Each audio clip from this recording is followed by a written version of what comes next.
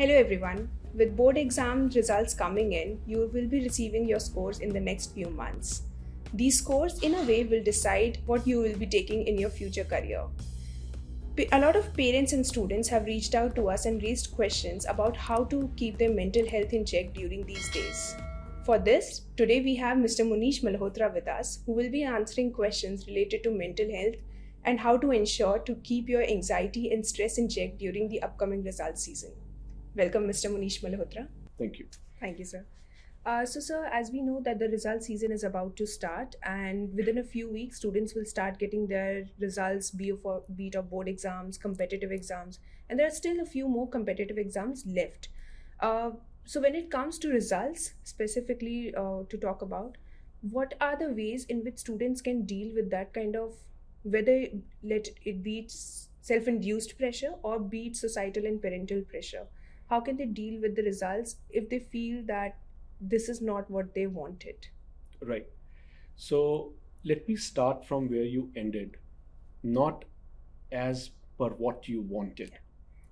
Stress is a direct outcome of an expectation to what the reality is. And when there is a mismatch, we start feeling stressed. Now, it's very easy, perhaps, sometimes to say that either don't have an expectation, which is not humanly possible, Right. or say that just manage your expectations. But is it that easy? The chances are it is not. And that's the reason why stress is a reality. Now, to address your specific question, which is that what can students do now that the examination results are going to come out, be it their board examination or school examination or competitive examinations that are going to come out? Well, I think the simple and honest answer for that is to let it be. You have given your effort, you have put in your best foot forward. The result is not in your hand anymore. It is going to be what it is going to be. These are marks, these are some grades. Yes, it may not be as per what you wanted, but how would you manage it? What can you do to take care of it? It's easy for me to also say, let it be, but I know it is not possible. Even when I was a student, I would have had that stress and I would have had that anxiety that what my report card is going to look like. So these are the following things I would suggest students can do. First is, please bear in mind that the result is just an outcome of what you have done. And somewhere I think inside your heart, you really know what you have done. If that outcome is not as per what you have done, you get other chances to work on it. For example, if in a school examination you have not got those kind of marks, you can reappear in the examination and get better marks. Schools do give that opportunity. In fact, boards also give that opportunity. Which brings me to the second point. Don't give up. Don't lose hope, because there's always a next chance that is available to you. Nobody is saying that it has to be done right now, perfect, right? There are enough opportunities. There is more time in hand, right? And don't worry if it is not as per your expectation, mainly because there are always other chances that are available. The other thing that you should do as point number 2 is, in case there are anxiety issues even before the result is coming out, please talk to whoever you feel confident with talking about, who is going to give you the positive energy, who is not going to pull you down. They can be parents, can be peer group, can be anybody else in the society, can be your teachers, and can also be counselors, right? And the last one I really want to stress on is, we do have some kind of a negative thoughts in our mind when we use the word counselor. It is seen as some kind of a stigma. It is seen as some kind of a, I don't want to enter that room because I'll be seen as going to a counselor and seeking help. It's absolutely fine, because those are people who are trained, who can actually take care of this situation in a more scientific, in a more rational manner than what, let's say, others would do. So please don't shy to speak when you open up, right? Anybody, whether it is an examination situation of stress or even otherwise. When you open up, you discuss, you are letting go of all that's built up inside you. You get, let me say, you get that little bit of extra positivity because the negativity is going away from your body. Yeah. The third thing, and the last one to address this one question that you have asked me is, please indulge yourself with all positive activities that you love to do. Right? If you love to go and play basketball, before the result day, ensure that you are playing 3 hours of basketball. Right? If you love to paint, please go and paint. If you love to sing songs, sing songs. Why? Because these are the things which make you happy. These are the things which help you to relax. These are the things which give you positivity. These are the things that give you energy. And this is the moment when you want your energy levels to be the highest. Right? So once you do these things, remaining in a positive cycle of life is what will help you to overcome this stress. And like I said in the beginning, nothing is lost. It's just an expectation you have set and something which didn't match that expectation. So next time you can do better, and there is always a next time.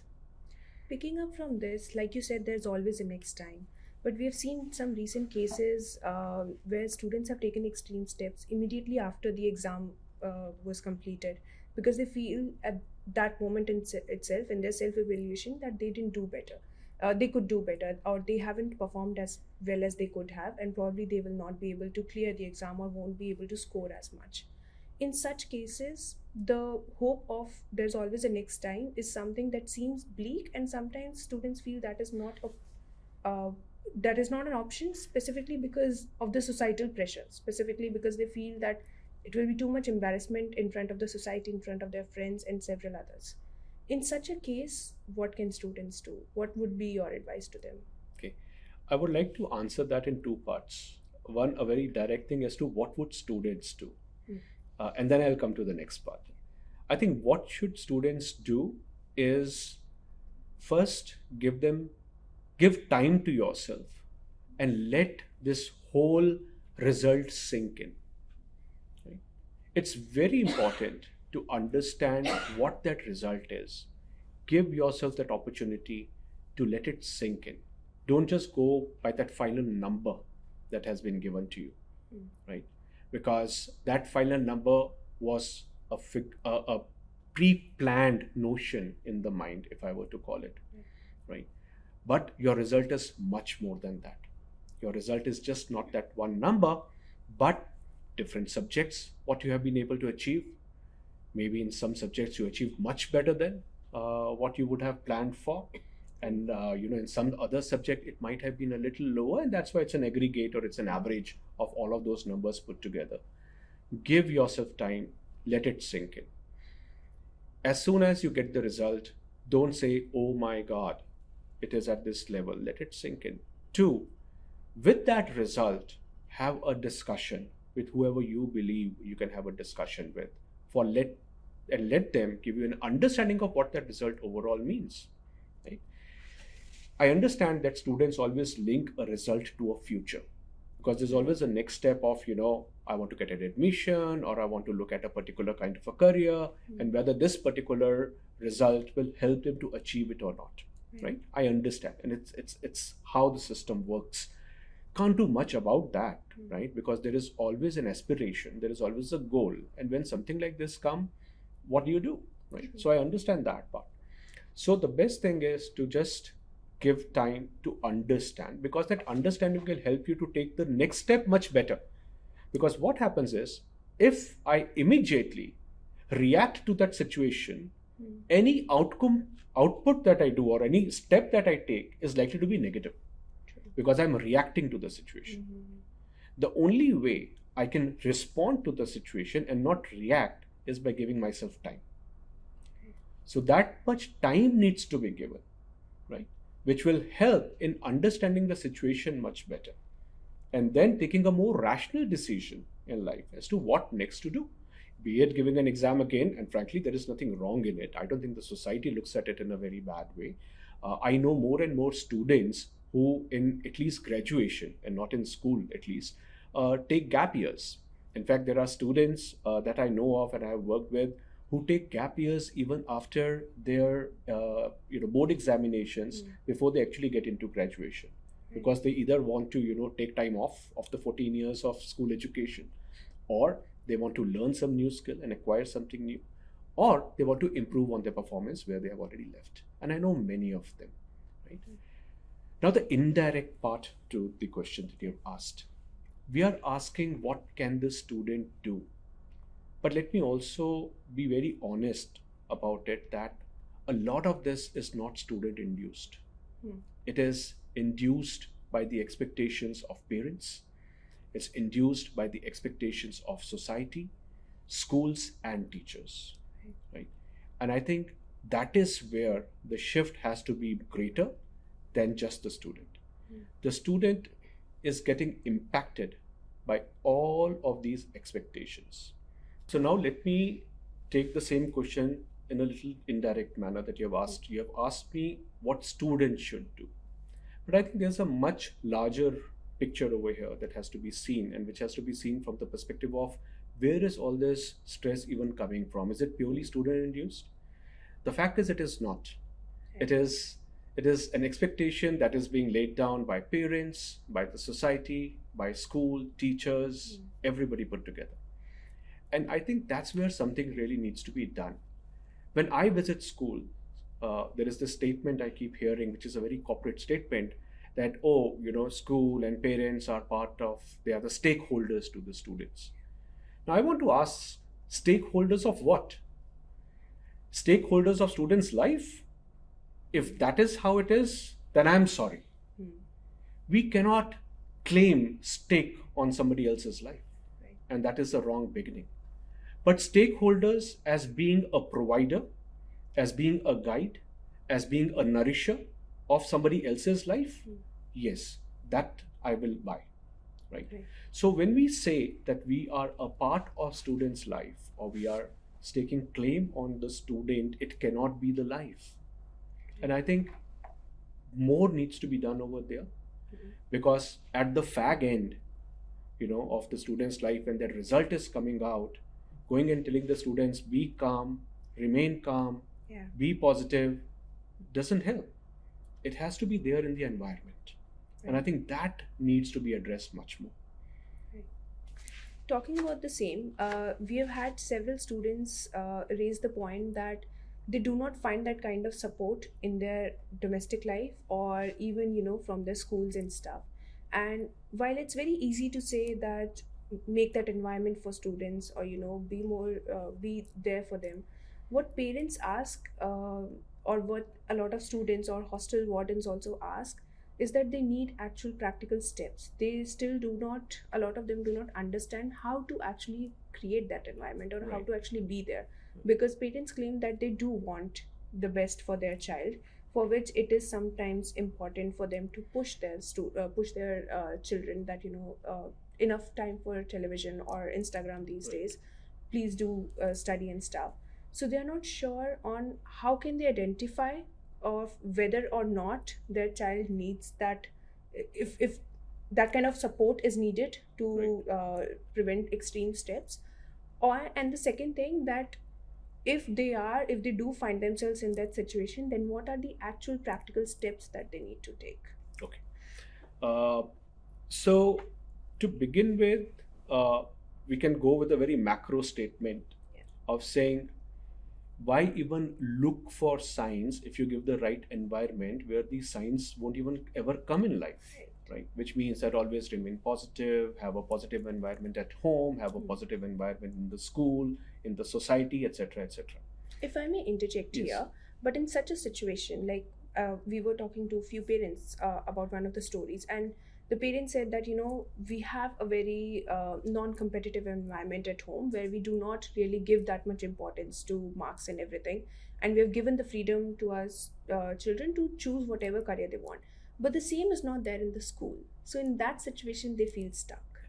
So that's actually bringing me back to the thing that it has to be seen in a holistic manner. Right. See, where will the stress level come, or where will the trigger come for a stress, cannot be identified. It can come from peer, Right. It can come from society. When I say society, it's about having that hierarchy that if you do these kind of marks, you get into this kind of a college. If you do this kind of a thing, you get into science stream, or otherwise you get into commerce stream, etc., etc. It's a societal environment has created it. It can be the school, it can be the teacher, wherever. So the trigger can be from wherever. The trigger need not be directly from education also. Right.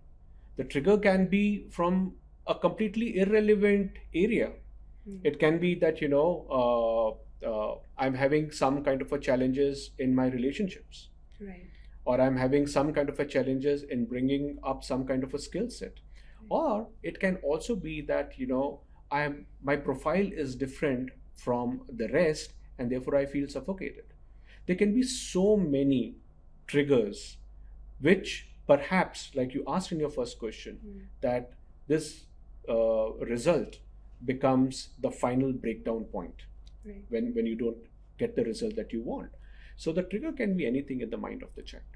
So for this particular parent, for example, saying that home is all absolutely fine, is something is not right with the school, we keep hearing that story every time. Right. The home can be absolutely fine, that's not an issue, we accept it. But where is the trigger coming from needs to be identified, which is your other question. How do we identify these things? See, it's one is that we need to build as parents and even at school awareness as to what these trigger points can be, A, and two, what are the ways in which the student demonstrate it. In fact, the government of India, Ministry of Education, last year in October has come out with draft guidelines called Umeed guidelines. Right. And this is for schools mainly, but it talks about how even parents at home and as a society, we have a role and responsibility to ensure exactly the questions that you are asking. The Umeed guidelines talks about two things. One, which is preventive mental health, what schools can do, and two is identification of which student is likely to have stress issues and can actually take perhaps even any extreme steps. Now, these guidelines are also listing out as to what can be seen as changes in students' behavior or changes in students' thought process or even their verbal communication. Right. So things like, I don't think I can do it. I think my friends are doing it much better. Oh no, I don't want to take up this subject, are very soft starting points of it. Signals of fatigue, not eating, not taking part in your other activities that you love to do, right? Even going out, shutting yourself away, right? Remaining only with yourself are other signals which tell you that something is wrong. And yes, there are other things that can be seen if parents and schools keep their eye open. I've had cases where I have seen hurt marks on the arms of students, where they have pinched themselves so hard that we can see that they have tried to self-harm themselves. That at this particular moment was only a pinch, but if it goes beyond that, then you can understand what we are talking about. So these are the very initial steps. Taking a pen and writing and just drawing lines is a way that your mind is working, saying that I want to just cut myself off from whatever is happening around me. So there are very many visible clues. For parents, it's very easy. It's your child. You know how they behave. You know what they speak, what language they use. And you see any shift, you can figure out that there is something wrong. Every mother, every father will be able to identify it. So, just putting of 10 do's or 20 signals is not the thing. I think the parent will definitely know as to there is a shift in the thought process of the child. Right. And when we talk about creating that environment, and you said it in one of your answers before also, that it is important for students to reach out to others, be it parents, be it their colleagues, be it anybody else. In such situations, we have also seen that thankfully now with more advanced technology, and I think specifically after COVID, a lot of boards, a lot of education boards, be it national or state boards, they're coming out with their own counseling helpline numbers. CBSE has been doing it, for example, for many, many years. And they have seen, a lot of students call them up and tell them that they're not feeling fine, or they are having some difficulty in one specific subject, and or they feel that they will not be able to do it.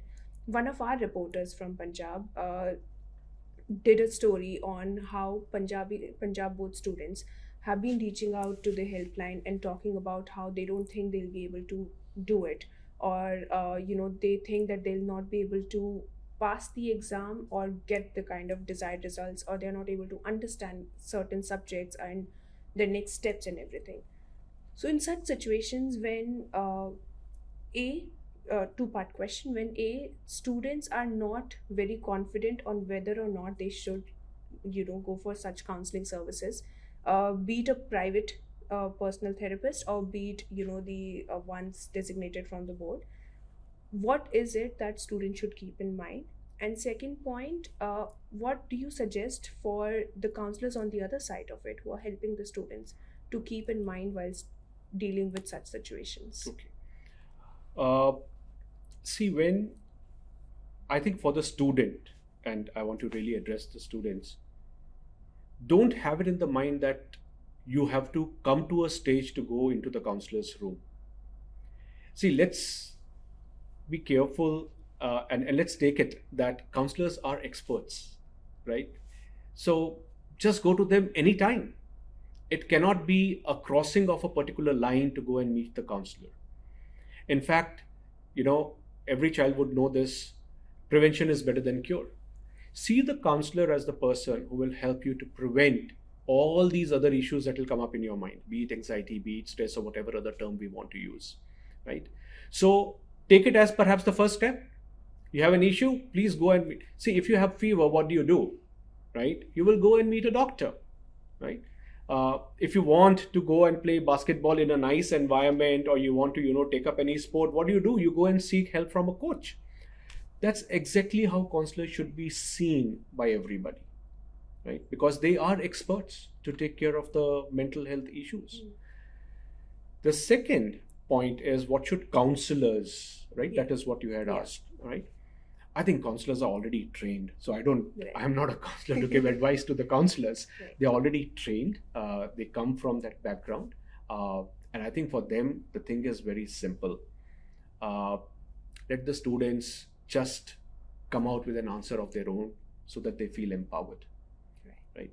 Sometimes what the student is seeking out to do is finding a bouncing board, if I were to use the term, right? They are not looking for the perfect answer coming from the counselor, let's say, or any other person, but just finding an answer from within themselves as to how they'll help, what will help them to cope up with this situation, right? I know counselors all know it, so I really don't want to preach them, but I think that's the only thing I would like to say over here, that let the students find an answer to themselves and just be a guide and a mentor or a facilitator to them. Coming back to the point of parents creating that environment, there are several students who have said that they feel that even if they reach out to their parents, either they're too busy in their own lives and they're not able to give that kind of time to listen, or they feel that my parents have already invested so much in my studies, and this we have seen specifically with JE cases, with NEET cases, where they feel that already so much of money has been invested, and if I do not clear this, I'm not going to it's going to be a financial problem for my parents, whether parents say that or not. In such situations, A, have you seen any such situations? And B, in such situations, what would you suggest to students? Because they feel that their point is valid, that they have to ace the exam and they have to get into, for example, the topmost IIT so that they can get a good job, get that money back for their parents, and get that, let's say, rate of interest, good rate of interest. In such situations, what is your advice? Okay. When you said that, have I come across such examples? I've come across it in my own life with my own daughter. Okay, so it's not like let me not go away from my own boundaries of my own Right. household, where my daughter has said, "Oh, but you are spending already so much on me, and Right. I need to do something about it." Well, I think what I have seen and what I believe in is that somewhere this whole thing about economics should Hmm. never get discussed at home in front of the student. It has to start from there. Hmm. Yes, students are very aware today. They Right. know how much their parents are spending and Hmm. whether they can spend enough or not and all that. But if the environment at home gets created which says that, oh, I'm spending and there that something has to be done, Hmm. it'll trigger off a thought process in the subconscious of the student's mind. And one day Right. it'll finally come out as a question as to, oh, you have spent all so much on me. What is the ROI? Yeah. Second is, why should it be seen as ROI? Right. Right? It is not about 10 lakh being spent and 1 crore being generated out of Right. education. It is an education which is going in to make a life more holistic for the child, right? It's only the job or the career which is going to give you the money's worth. Hmm. It will not give you relationship satisfaction. It will not give you other kind of happiness that you want in life, right? Right. So if you look at it in a holistic manner, the share of the pie is much smaller.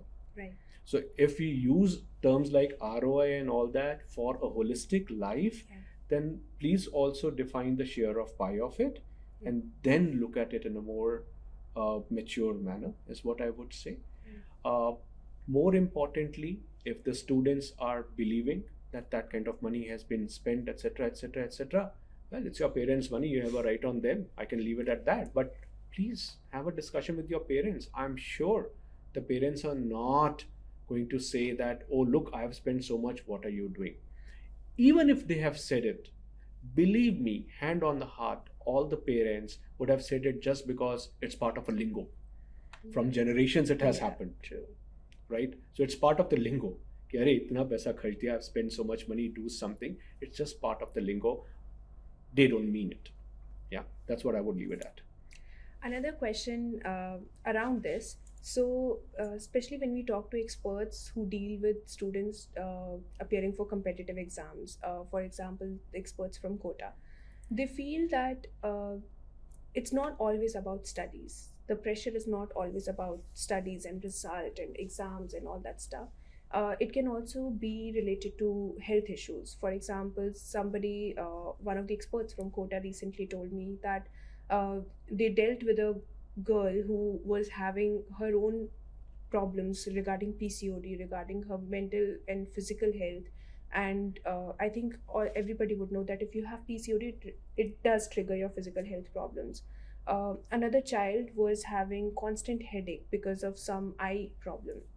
Another kid was having family issues where he was uh, the man of the house, to put it that way, and because his sister, who's older than him, was not getting a suitable match, or he knew that a lot of money was going in his J preparation rather than saving for the weddings and stuff. These problems, or for example, a student recently told me that he is always craving for the good, better, best life that a lot Right. of his classmates are showing on Instagram. Right. uh, all of these kinds of triggers also lead up to that buildup of problematic mental health. Right. What would be your suggestion how to deal with these side issues, if I can put it that way? And secondly, how to keep your mental health in check, and how to keep your focus on the important things in life in this day and age of social media? Excellent question. Excellent question. I would first address it by saying that, mental health, I would call it mental well being, Yeah. has to start much early in life. Right. It should be part of life and not coming up at a particular age later in life when those examinations matter, Yeah. or those events matter. It should come at much early. Foundations of positivity, of value creation, of holistic well-being has to be part of our daily lives. It used to be, let me also tell you that. Yeah. It used to be. But with the economic growth, with the hyper growth of technology, with social media availability, and having those kind of areas to go and seek satisfaction and happiness, as well as escape from the real world, are leading to more and more challenges. For example, we have a curriculum called Wellspire. What we do is that in a very slow paced way, we build up the foundations of mental health and mental well being. I won't actually say mental well, but sustained mental well being at early stages in life. Once the foundations are strong, which means what are my skills that I need to build on? What are the skills that will help me in my life? Who am I? What are my communication styles? How do I look at the world, etc., etc.? Uh, gives a much better realistic analytical understanding of who you are. In fact, analytic is a wrong word, because some people will say not whole life is analytical and reasoning. But it gives them the foundations of taking care of something when something goes wrong, Yeah. right? Because building resilience, mental health issues come up when things go wrong. Mental health does not happen when everything is hunky dory. Yeah. Yeah. So avoiding those negative issues is what one has to work for, is what I would say. So it has to come at much earlier stage in life, and once it is there and it's part of your life cycle, then having any specific issues won't be required. And even if they are required, they'll only happen to a much smaller percentage of population today, as opposed to a very large population which is going through these issues. In your recent experiences, have you seen a rise in the case of students not feeling well according to their mental health or mental well-being, especially since after COVID? Yes, a How lot. to deal? A lot. In fact, when I have been dealing with students, I think almost everybody has come up with some issue or the other. Right. In fact, just post COVID, we had gone to meet students of a specific age group who, at that particular moment when their brains have to open up, Yeah. and they are in the growing stage, were actually confined to the homes. So we welcomed them back to school, right? That's what we did. And over there, it was very evident that every student had an issue. So if you want me to put a percentage, I will say 100%, because I've seen it in every student, some way or the other, that it has affected, right? NCRT is putting a statistics just on examination stress at 80%. And that's only examination stress, mind you, not the other kind of stresses that students go through. So it is 100%. So what do we do with it is, again, telling them and working with them in a very cohesive manner as to what are the ways to bring positivity in life. Science also proves that if the happy chemicals in our minds are secreted at the right time, we will remain happy. Right.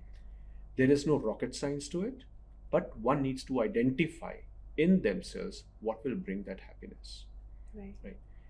If it is writing for me, I should write every day for 1 hour. If it is playing for somebody else, they should play every day 1 hour, because that's the only time when they are just with themselves doing what they love doing the best, and all the hormones are getting secreted for that positivity, right? I would just do that and see the difference. It can be anything for anybody, but yes, keep in mind it should not be something negative. Right? So don't say, oh, if I'm going to go and beat my friend, that gives me happiness. No, let's not do that. But yes, anything which is more acceptable, which is positive, which brings positivity to you inside and throws positivity to the whole environment, I think that's an activity to just take up and religiously do it, follow it. As a closing thought, I would want you to give advice to students and parents for three things.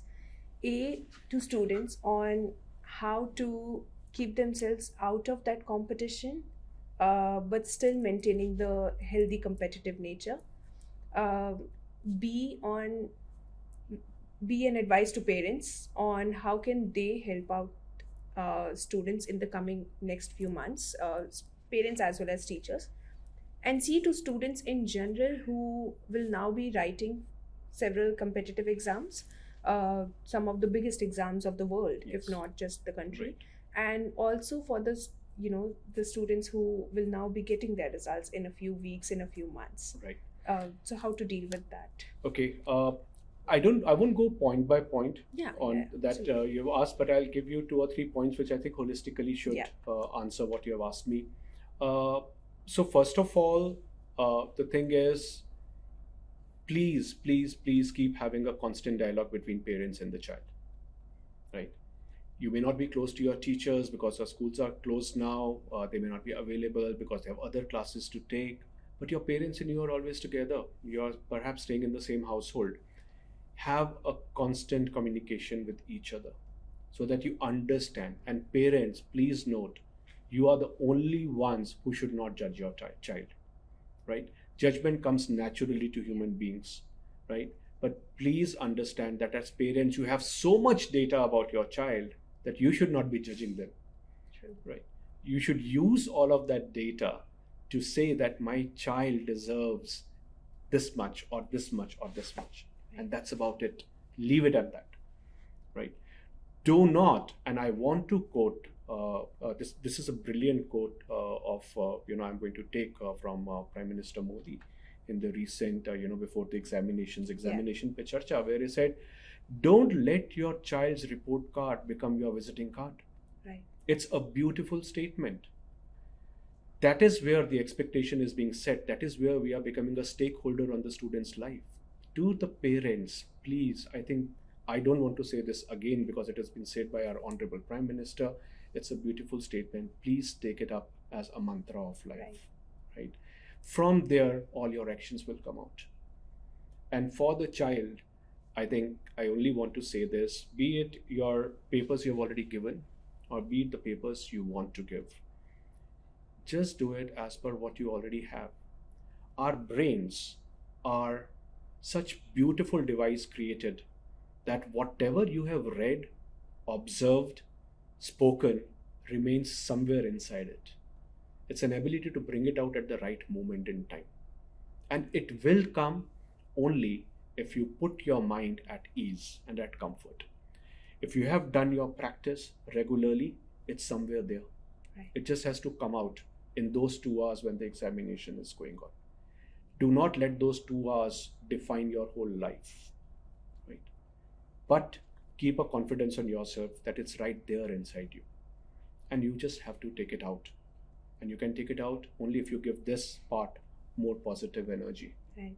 So that it's not stress. If it's stress, obviously what comes out will not be, great Right. or good. So those are the more holistic points I want to talk as to specific Yeah, ones. yeah. I hope that's okay with you, but That's you can fine. ask Yeah, me yeah. more questions. I guess we have discussed this at quite a length. And if there are any more questions that students have, you can always feel free to reach out to us, and we'll try and address more questions regarding all of this. And thank you so much, sir, for coming here and helping us out with this, because I'm sure that this is a topic that is not just the need of the hour, but is also something that needs to have a bigger dialogue. And we're thankful for you to take out time for No, this today.